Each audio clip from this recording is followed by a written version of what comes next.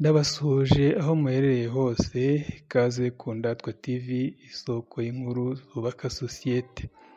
Mu karere ka Gicumbi, umugabo yatemaguye umusore witwa Nshimiyimana Olivier mu buryo bubabaje cyane, amushinja kumusambanyiriza umugore n'abana. Abaturage baravuga bati Nshimiyimana rwose arapfura bigatinda, rwose ngo uyu musore yari akabije. Reka dutangire turebe uko byatangiye. Ni mu karere ka Gicumbi, mu murenge wa Mutate, akagari ka Cyarubuye, mu mudugudu wa Kavumu. Hari urugo rwa Niyonzima Alexis n'umufasha we Uwamariya. Bari babanye neza, bakorera hamwe bagamije kwiteza imbere, n'abana babo barimo abakobwa babiri, bunze ubumwe, bose bagamije iterambere ry'umuryango. Uyu mutware w'urugo ngo ni umugabo uvuga make, udatera intonganya, urajwe inshinga no kwiyubakira urugo. Uru rugo nyuma y'imyaka rubanye neza byaje guhinduka ubwo rwazagamo Nshimiyimana Olivier. Uyu Nshimiyimana uri mu kigero cy'imyaka 25 yaje aturutse mu karere ka Gicumbi n'ubundi, umurenge wa Mutete, mu kagari ka Musenyi. Uyu musore ngo akaba yararazwe ubuvuzi bwa gakondo na se umubyara, ubwo ni umupfumu.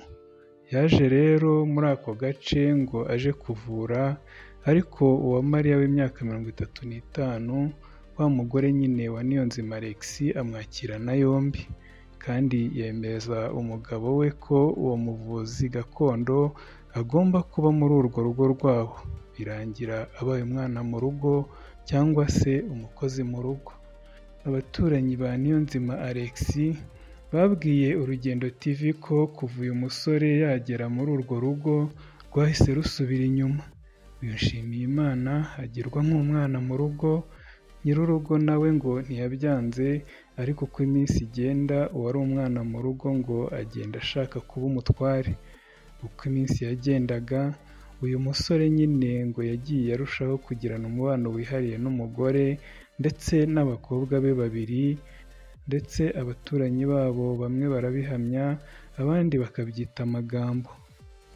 Bivugwa ko Nshimiyimana yatangiye kujya aryamana n'Uwamariya, ariko ntibirangirire aho, akanaryamana n'abakobwa be babiri, bikavugwa ko haba hari n'umwe muri bo yaba yarateye inda nk'uko abaturage bagiye babivuga. Byakomeje guhumira ku mirari, Niyonzima agenda atakaza agaciro mu rugo rwe, ariko umusore agenda ahabwa intebe y'ubutware, ibyaje kugenda bitera amakimbirane. Uyu musore waje ari nk'umwana mu rugo, yanafashaga nyine imirimo yo mu rugo irimo gucuruza, dore ko bafite icyuma gisya. Uko yagendaga arushaho guhuza urugwiro na nyirabuja, niko uyu mugore yagendaga arushaho gushwana n'umugabo we, kugeza ubwo batandukanye. Umugore agumishwa mu nzu, naho uwahoze ari nyir'urugo Niyonzima Alexis ajyanwa mu gikoni kurarana n'ihene kugira ngo barebe ko amahoro yaboneka, nawe arabyemera, ava mu nzu yiyubakiye. Umunsi umwe yabwiye umugabo ko agiye i Gaseke, ubwo ni mu nzira zerekeza i Kigali. Nshimiyimana nawe abwira umugabo ko agiye i Kigali, ngo nuko baza gutahira rimwe, bagerera mu rugo rimwe kandi batajyanye ndetse batanagiye hamwe. Niyonzima abibonye ati byanze bikunze mwagiye gusambana, mwari mwasohotse. Muri iryo joro bahise barwana inkundura, abaturanyi baratabara, bucya bajya ku kagari kwiyunga.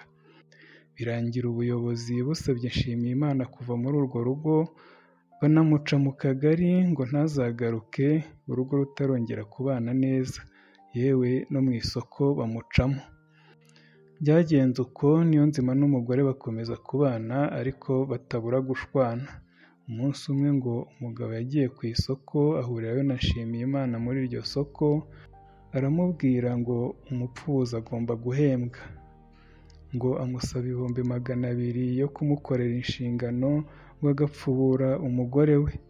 Umugabo agahinda karamwica, kubera ko uwo musore yari yaragiriye neza, yaje kumusuzugura, akamurongorera umugore, ariko yarangiza akamusuzugura.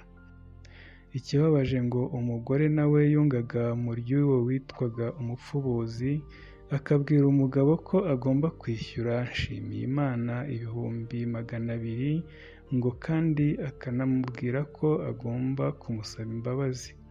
Uyu musore kandi ngo yakomeje kujya abaza uyu mugabo igihe azahemberwa ngo amuhe amafaranga yo kumupfuburira umugore, kuko ngo umupfubuzi aba agomba guhembwa kuko ngo ari inshingano aba ari gukorera abo zananiye.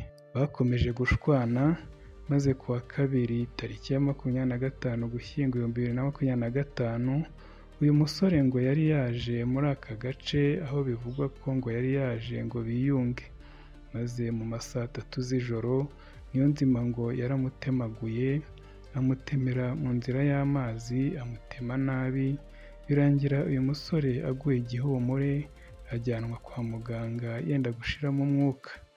Ubu akaba arembeye mu bitaro, aho abamubonye bavuga ko kubaho bigoye. Amafoto y'uko yatemwe ateye ubwoba, kuko yatemwe hose azizwa gupfubura umugore akanasambanya abana, bikavugwa ko uru rugo rwaburaga amezi 6 ngo bahabwe gatanya, kuko ngo bari baratangiye kuyaka. Niyonzima yahise yitanga ku nzego kubera ibyo yari amaze gukora. Nshimiyimana Olivier, abaturage bavuga ko yagiye apfubura abagore benshi ngo yari agifite akabaraga, bakavuga ko hari ingo nyinshi yagiye asenya. Ikindi ngo yari yarunze ubumwe n'abakobwa ba Alexis, ku buryo ubwo yirukanagwa muri aka gace bamuherekeje bagenda babaye bitewe n'uko abasize. Ngayo nguko rero, ubwo arwara ubukira, ariko nanone ababa bapfubura bisubireho babireke. Abagore bamwe nabo baba batanyurwa bige kunyurwa. Ikindi ni uko kwihanira atari byiza na gato, ko ahubwo igihe ugiranye ikibazo n'umuntu ukwiye kugana inzego z'ubuyobozi zikaba zabakiranura aho kuba wagera aho ukora ibyaha. Ngayo nguko, reka duhurire mu bindi biganiro.